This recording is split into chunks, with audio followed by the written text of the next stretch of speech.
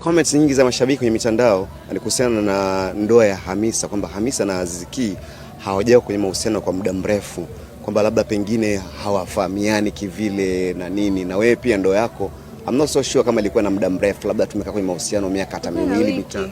Ilikuwa na wiki ya kwako? Tujuana wiki tukaoana. Na ndio maana haikudumu, si ndio?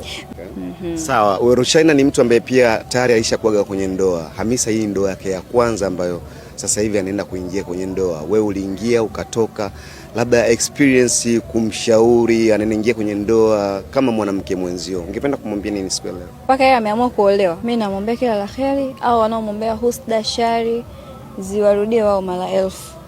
Basi ni kama kuna mtu anamwombea mwenzake mabaya, mimi naombea tu yawarudie wao.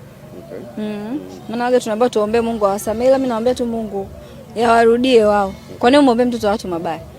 Na ndoa ya Hamisa itadumu tu. Itadumu inshallah biidhnillah. Wake Hamisa ni dadangu, ni mkubwa kwangu. Wake anajua, wanaume anajua walivyo. Inatosha. Okay. No, hatujamaliza kwanza ndugu yangu. Hatujamaliza.